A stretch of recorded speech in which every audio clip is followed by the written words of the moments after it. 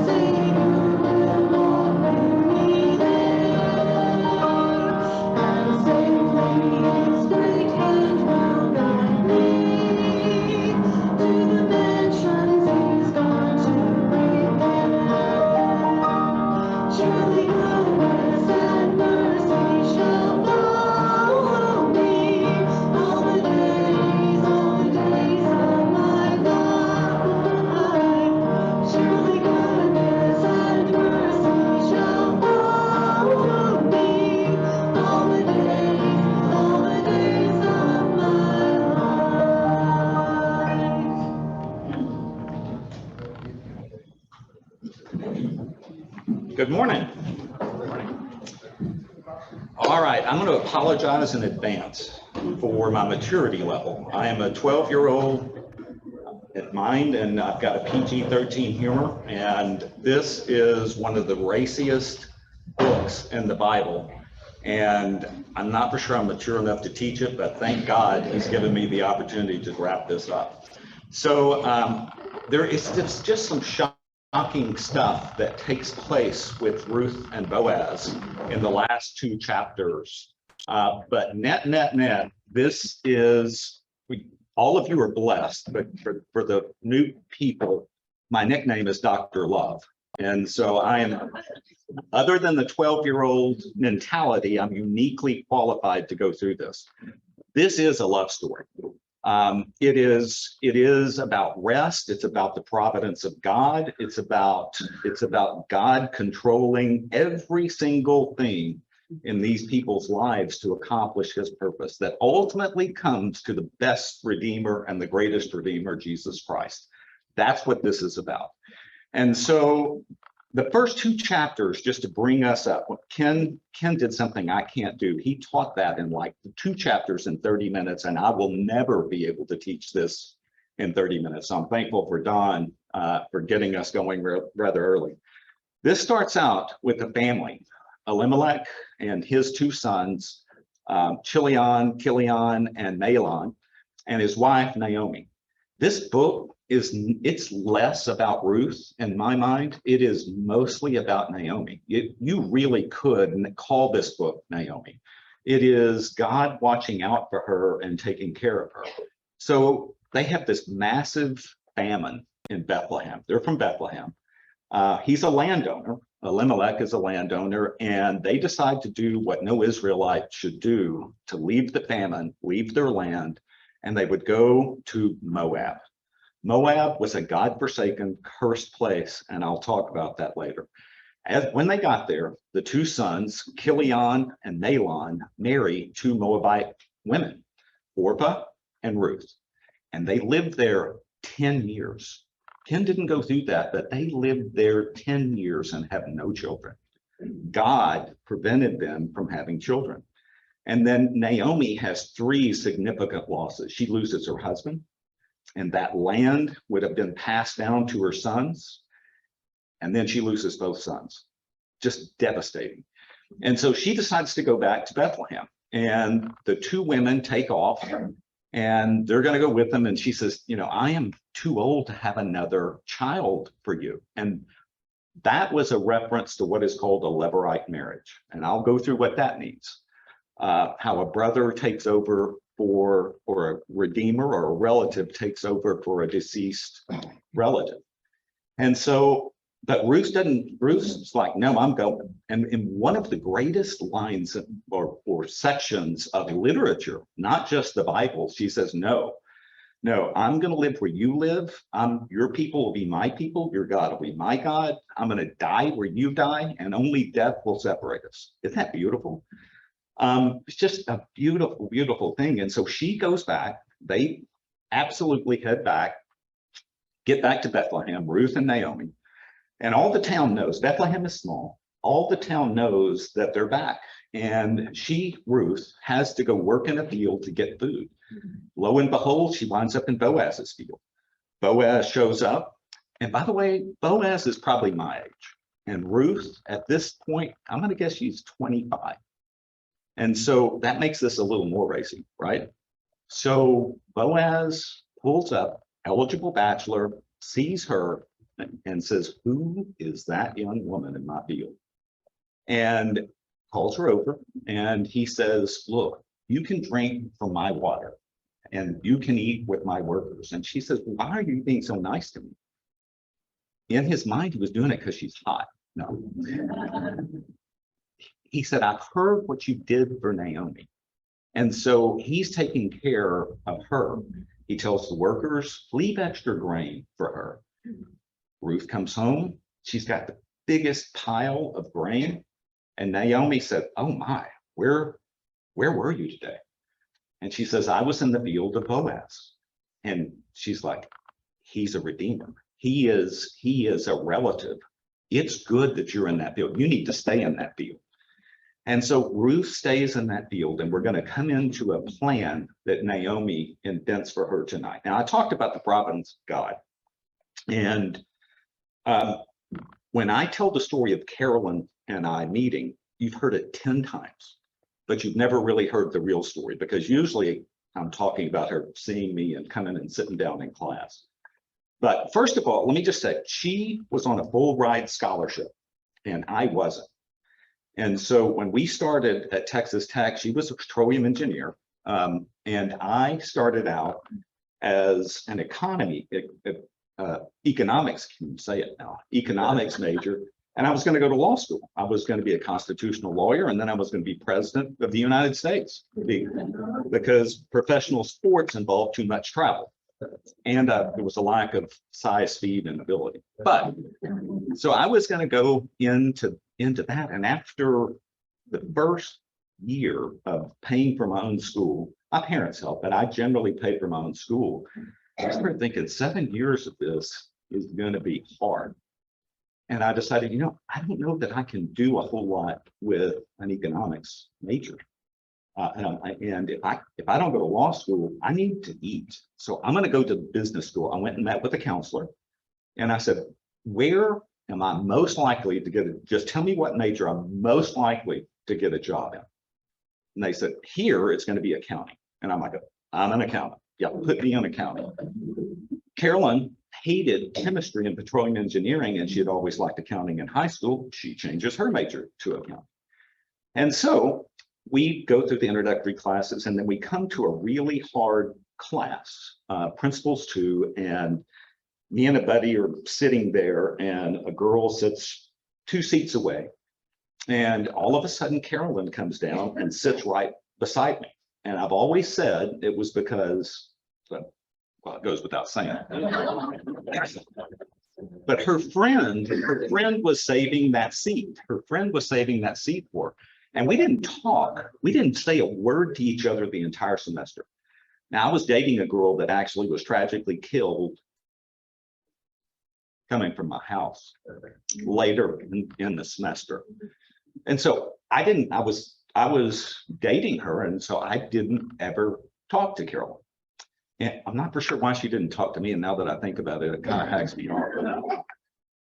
But we didn't say anything. And literally, these are the first words. Miss Full Ride Scholarship. This first test we studied for was extremely hard, and I thought I made like a 65. And I scratched and clawed for A's. I mean, when I made an A, it was like an 89.5. And I had a good GPA, but it was all 90s. And literally like a 70, it was rounded up to a 91. I wasn't astronomically smart like Miss Academic Scholarship. And so this test rolls out, and there's somebody in front I see a 48, 75, and then there's like a 68, and then my paper shows up and it's a 98. And the first words I hear from her, he made a 98. Swear, that is the first words. And I'm like, I don't know how this happened. I don't know how this happened. And then the second phrase I ever heard was a month later, and it was, he made a 96. I don't even remember the third test. We still didn't say anything, and we rolled into later courses. And the next year, there was a group project, and across the entire class of ours that were taking this particular class, you had to form yourself into groups. And she sought me out, and she said, I saw your grades, and I want you in our group. And I said, you're hot, I'm in. But every single step of our relationship was providence. I mean, it really was. From having a drunk professor overgrade my grades to closing a relationship, everything was matched up by the providence of God. And the providence of God is not miracles. It's not miracles. It is him working in the daily activities of your life to accomplish his purpose. And that's what this story is all about. God working in the day-to-day activities to accomplish his purpose. So let's kick off. Then Naomi led her mother-in-law, said to her, my daughter, should I not seek rest for you, that it may be well with you? Is not Boaz a relative with whose young woman you were? See, he is winnowing barley tonight at the threshing floor. Wash, therefore, and anoint yourself, and put on your cloak, and go down to the threshing floor. Do not make yourself known to the man until he has finished eating and drinking, but when he lies down, observe the place where he lies. Then go Uncover his feet and lie down, and then he will tell you what to do. And she replied, all that you say, I will do. It's like, wow. Moabite going to an Israelite, a servant going to a boss, a young girl going in the cloak of darkness to a rich guy and uncovering his feet. This is kind of out there. I don't know. I don't even know if this was a thing, by the way. There's no documented reason why this took place. People say that he was the feet being uncovered would be a way to wake him up. And so Naomi is taking charge here of Ruth. Naomi now knows that we need rest, and rest for these women meant two things. It meant food and security, and it meant that there would be a family line to carry everything down. So she is seeking rest in verse 1. She is seeking rest for Ruth. Boaz being a relative, she says he's a relative, meaning he's a redeemer. He is going to redeem us. And see, he is winnowing. Go down to the picture. He's winnowing. So this is a threshing floor. This is what it would have been like. People think that they're winnowing in some room. This is out in the open. And when they would winnow, they would have oxen or cattle walk around in that circle and walk on the barley. And then they would get those forks. You can barely see it, but there's a fork. And in the wind in the afternoon in Israel, they would build these things on the side of a hill that would throw up the grain so that just the grain came down and everything else blew off. And so they have this big harvest. Boaz is looking at his workers doing all this stuff. There's more than just Boaz on the floor. There are workers all around. And she says, wash and anoint yourself. And what that means is perfume yourself. And every woman in here knows what she's telling her to do. She get yourself shined up because tonight you're going after a man. That's what she's saying. Now, in all likelihood, Ruth had been dressed as a widow. And this is similar to David. When David lost his son and went into mourning, when he decided to come out, he washed and anointed himself. But she's telling Ruth, you need to get ready for tonight. Put on your clothes, put on your best clothes and go down. Don't make yourself known. Just find out where he's going. This is funny to me. Observe the place he lies. She's saying, okay, make sure you get the right guy, right? So don't be uncovering anybody else's feet. Make sure you get the right guy. And then the word then there, it doesn't translate well in English. The then in Hebrew is, okay, this is crucial. That's what it means. Okay, then, and she's coming to the good part. Listen, uncover his feet. Like, what? Most girls, by the way, if somebody said go uncover his feet, every one of you would say, yuck, I'm not doing anything like that. And he will tell you what to do. Uncover his feet and listen. Those are the instructions. Okay. So she went down to the threshing floor and did just as her mother-in-law had commanded her. And when Boaz had eaten and drunk, and his heart was merry, he went to lie down at the end of the heap of grain. Then she came softly and uncovered his feet and lay down. At midnight the man was startled and turned over, and behold, a woman lay at his feet. He said, who are you? And she answered, I am Ruth, your servant. Spread your wings over your servant, for you are a redeemer. And he said, may you be blessed by the Lord, my daughter. You have made this last kindness greater than the first, in that you have not gone after young men, whether poor or rich. And now, my daughter, do not fear. I will do for you all that you ask, for all my fellow townsmen know that you are a worthy woman. And now it is true that I am a redeemer. Yet there is a redeemer nearer than I. Remain tonight, and in the morning, if he will redeem you, good, let him do it. But if he will not be willing to redeem you, then as the Lord lives, I will redeem you. Lie down until the morning. by the way, nothing, I have read commentators that believe something inappropriate was going on here. And I don't believe that. There's nothing in scripture that supports this being inappropriate. I believe if anything, when she went down at his feet, and we learn later she's lying at his feet, that it was in essence an act of submission. But she wanted him to fulfill the role of kinsman redeemer. And, you know, love stories today are, there's always sex scenes, you know, this is a love story. This is what people should be reading, and but every movies today, ultimately unmarried, it goes to sex.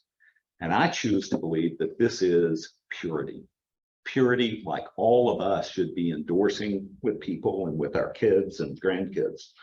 And so this woman comes down, he's startled, he wakes up, and I would love to hear his tone when he says, "Who are you?"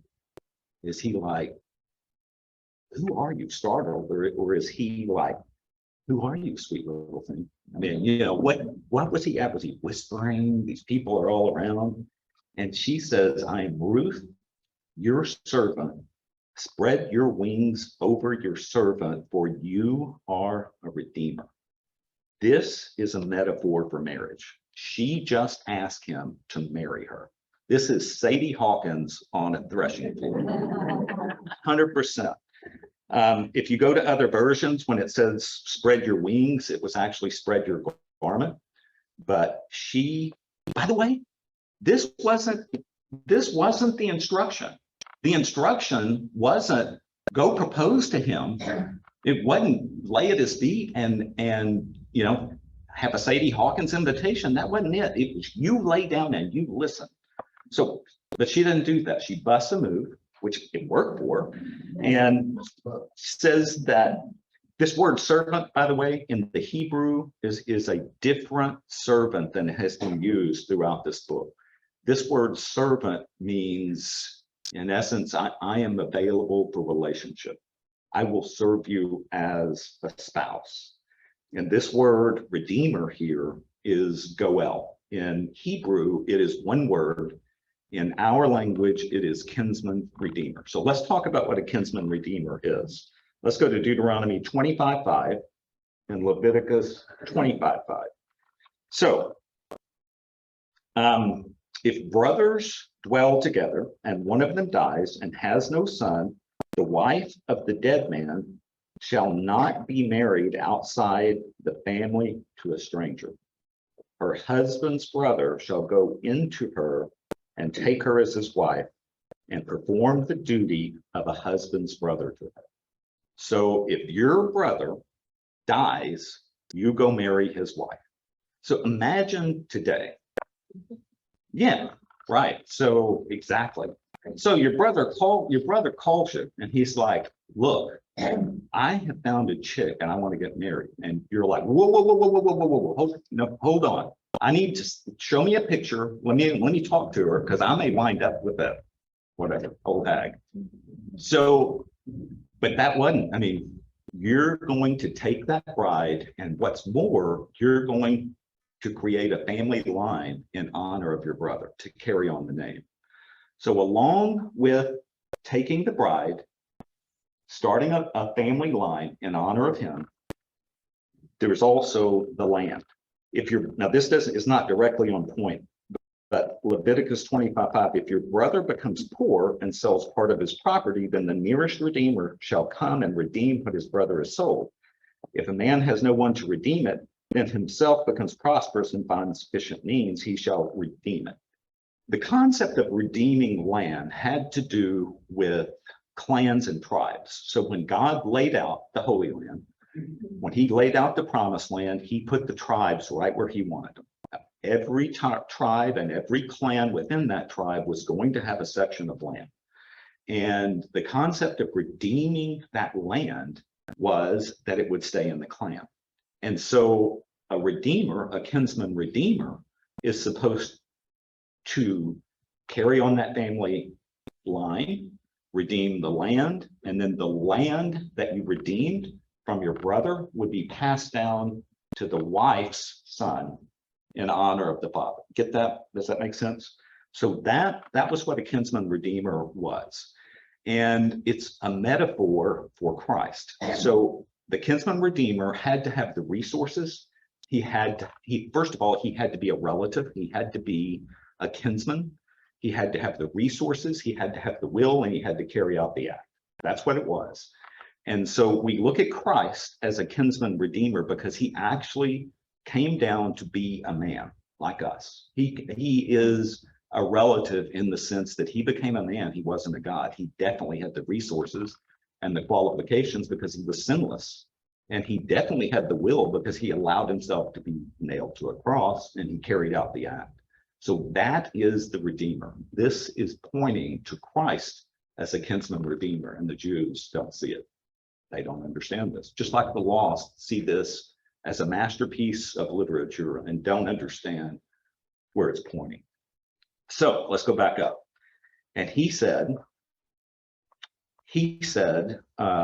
may you be blessed by the Lord. Lord, all caps, Yahweh. That is the covenant name of God, Yahweh, my daughter. You have made this last kindness greater than the first, in that you have not gone after a young man, whether he's poor or rich. The first act of kindness, I believe, was probably the act of kindness to Naomi.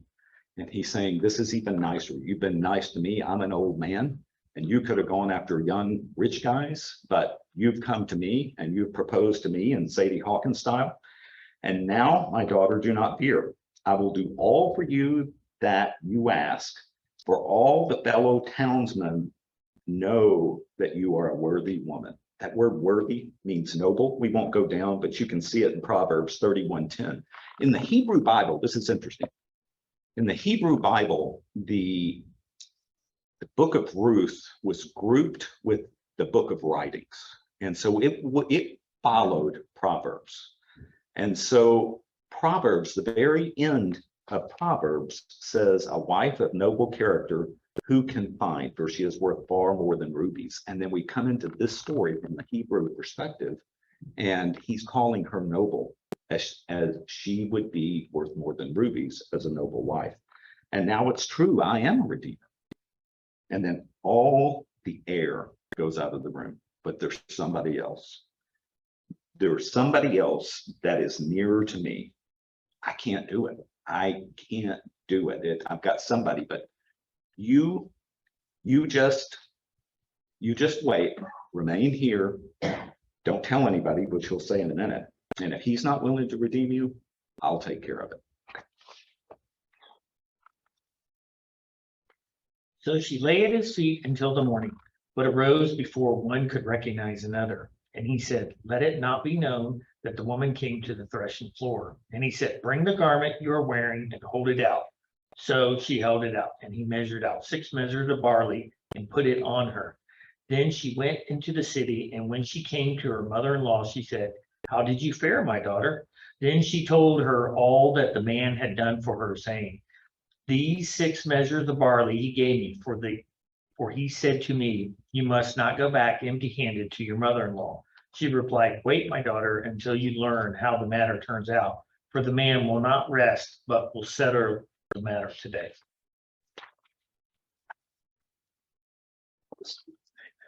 So Naomi, I'm confident, has been up all night, and she's been up all night, and Ruth walks in and she's like, typical woman, why didn't you text me? Right? So it's dark and no one can recognize each other. And Boaz says, hey, let's just kind of keep this quiet. And I have a sense that even in this society, people would have thought the worst, and that he was probably protecting Ruth in this. Let's just keep this quiet. And he measures out 6 measures of barley. We don't know what the 6 measures are, but it says he put it on her. So he evidently hoisted it up. People say that it may have been a bushel. So Ruth was a strong girl, right? She could haul barley around. And this is added in the story this is added down in verse 17. So then the unnamed author leaves out, you must not go back empty-handed. That wasn't in the narrative before. And so we learn from Ruth saying this right here that Boaz is also concerned about Naomi. He's like, you can't go back to Naomi empty-handed. Now in the first chapters, it's either 1 or 2, Naomi said, call me bitter, for I have come back to Bethlehem empty. And here he's saying, you take this to Naomi. She's not going to be empty-handed. And Naomi tells her, okay, yeah, we've got a little setback here, but you just wait. Just be patient. Wait on the Redeemer. For the man will not rest until he settles this today. And that's a great lesson about waiting on the Redeemer, right?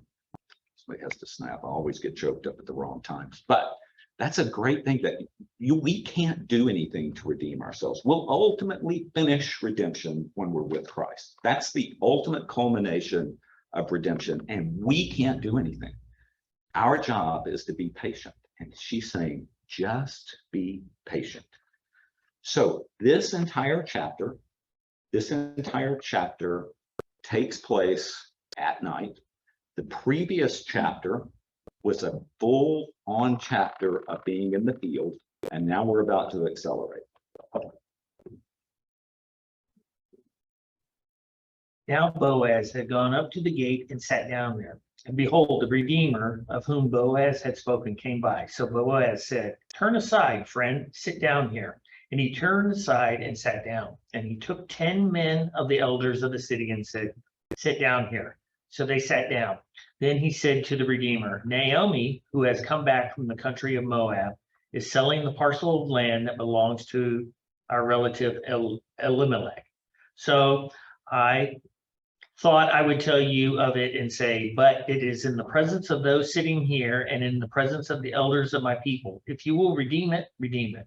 But if you will not, tell me that I may know, for there is no one beside you to redeem it, and I come after you. And he said, I will redeem it. Then Boaz says, the day you buy the field from the hand of Naomi, you also acquire Ruth the Moabite, the widow of the dead, in order to perpetuate the name of the dead in his inheritance. Then the Redeemer said, I cannot redeem it for myself, lest I impair my own inheritance.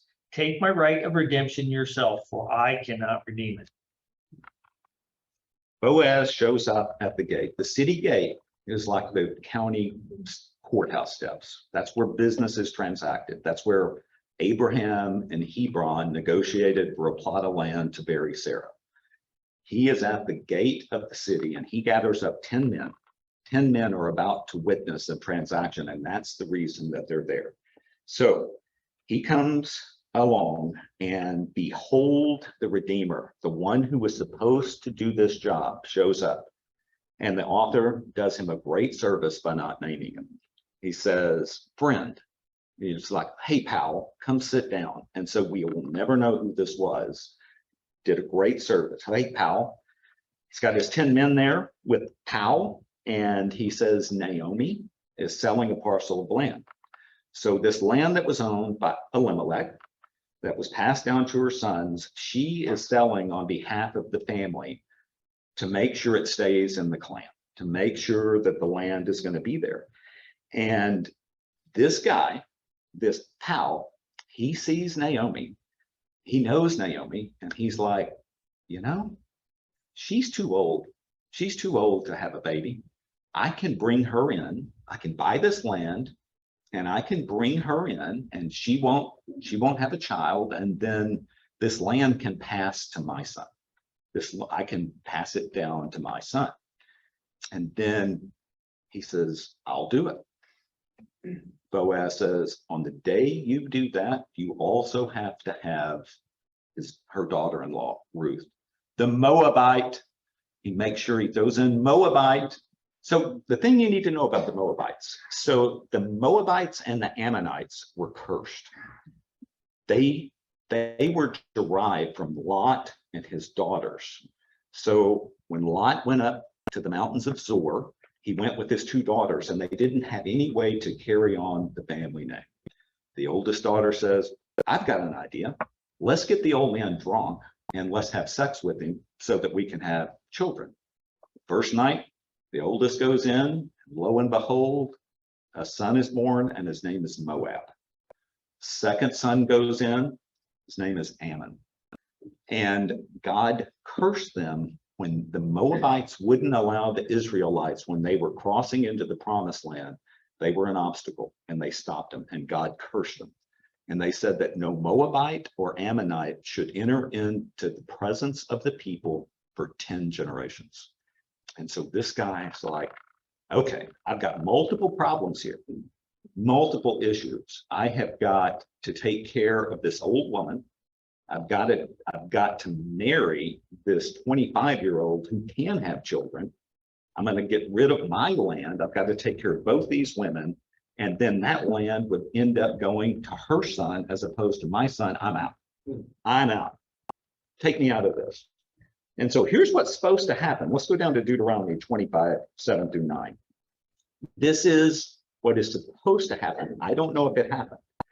And if the man does not wish to take his brother's wife, then the brother's wife shall go to the gate to the elders and say, my husband's brother refuses to perpetuate his brother's name in Israel. He will not perform the duty of his husband's brother to me.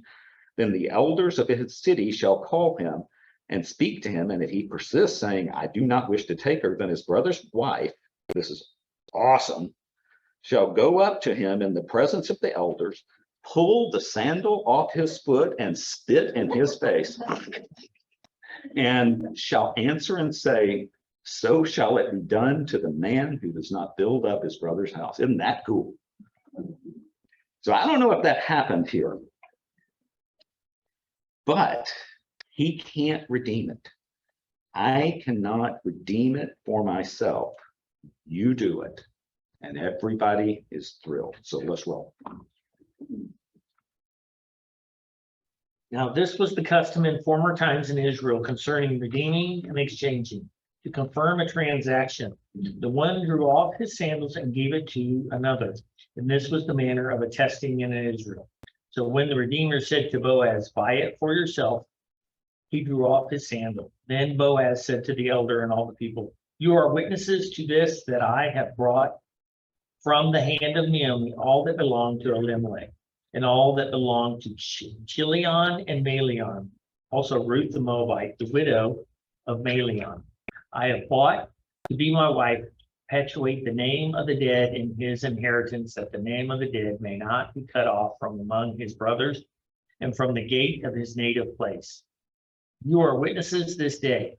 Then all the people who were at the gate and the elders said, we are witnesses. May the Lord make the woman who is coming into your house like Rachel and Leah, who together built up the house of Israel. May you act worthily in the Ephrathah, and be renowned in Bethlehem, and may your house be like the house of Perez, whom Tamar bore to Judah, because of the offspring that the Lord will give you by this young woman. This is quite a custom as well.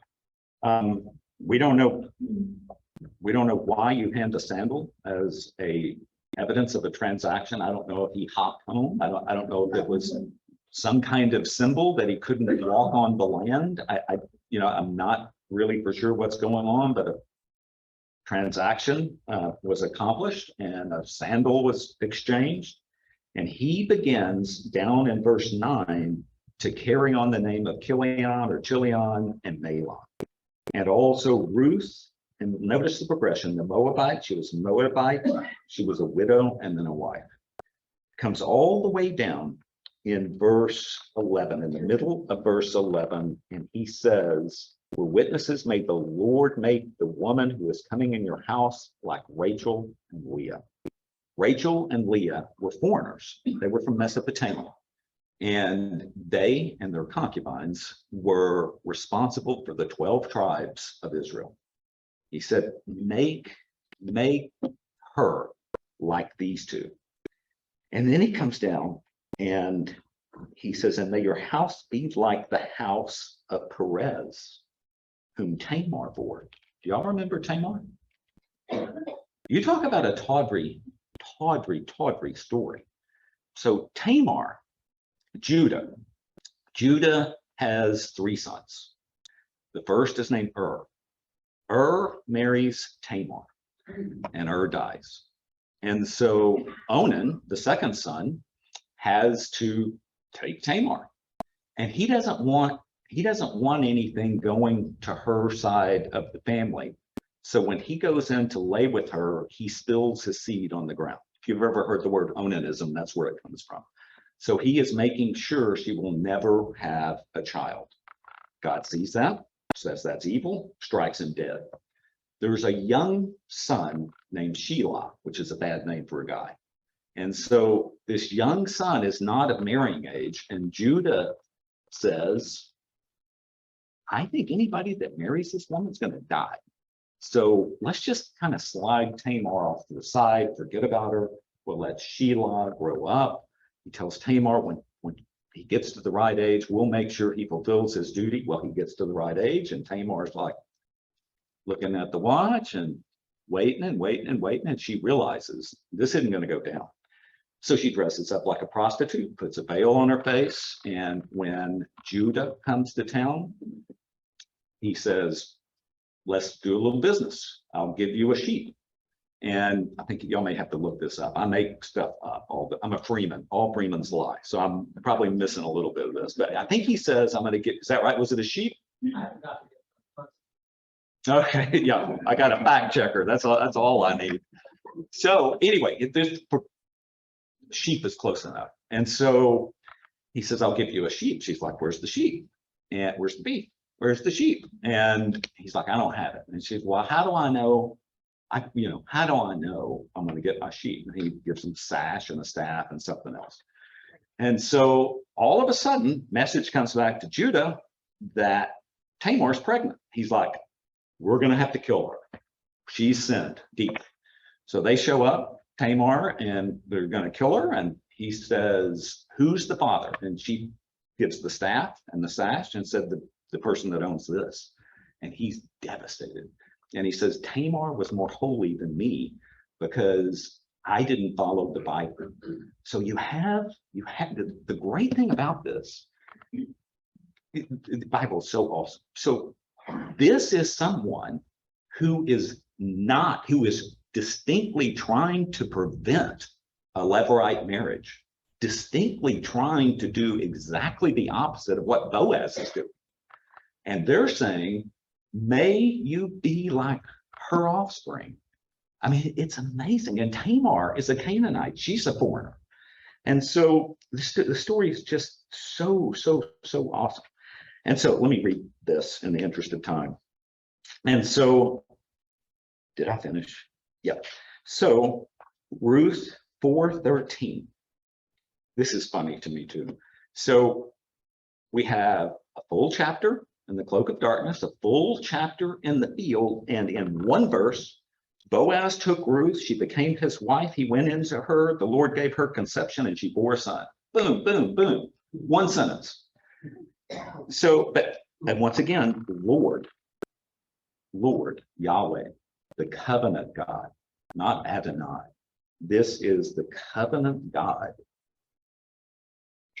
gave her conception. It was all of this 10 years in Moab, and it wouldn't work, but it was God that gave her conception. It's him. This is the story of providence. She becomes his wife, and he gives her rest. She now has a family line. She now has security, and she's going to have an incredible family line. And the women said to Naomi, by the way, we won't hear in chapter 4, we don't really hear from Naomi and Ruth anymore. We had this wonderful dialogue all the way up into the end, and we really don't hear from them. We don't hear their voices, their narrative. But the women said to Naomi, blessed be the Lord who has not left you this day without a redeemer. And may his name be renowned in Israel. He shall be to you a restorer of life, because Judah's line was dead. This child will restore life to you. And a nourisher of your old age, for your daughter-in-law loves you, who is more to you than 7 sons. Wow. In this day and age, I always wanted boys. But in this day and age, to have 7 sons and to say, I love Ruth more than 7 sons, that's a pretty big statement. Has given birth to him. Then Naomi took the child, laid him on her lap, and became his nurse. Now that's a nanny, that's not a wet nurse. And the women of the neighborhood gave him a name. That's weird. So they allowed the women to give him a name. And this goes back to my introduction. A son has been born to Naomi. He's born to Ruth, but this story, again, is as much about Naomi as it is Ruth. And they named him Obed. And he was the father of Jesse, the father of David. And once again, the Jews look at this and it's like, this is the most amazing story. Now, these are the generations of Perez. Perez fathered Hezron, Hezron fathered Ram, Ram fathered Amminadab, Amminadab fathered Nahshon, Nahshon fathered Salmon, Salmon fathered Boaz, Boaz fathered Obed, Obed fathered Jesse, and Jesse fathered David. Matthew 1. In Matthew 1, we see the rest of the story. This lineage continues to go down. And though that is the verse, that is the lineage and the genealogy where the 4 women are. Rahab, remember Rahab, the prostitute? No, the prostitute. And these women that I just referenced. Isn't that cool? All right, verbal question. All right, thank you, Russell. All righty. John, I know you did wonderful reading, but do you mind close in prayer today also? Thank you, sir. Dear Heavenly Father, thank you, Lord, that we could hear this message today of redemption.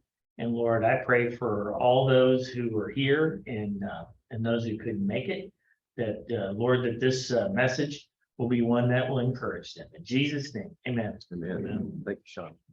All right, y'all have a good week, and don't forget about lunch next week. All right, put it on your calendars.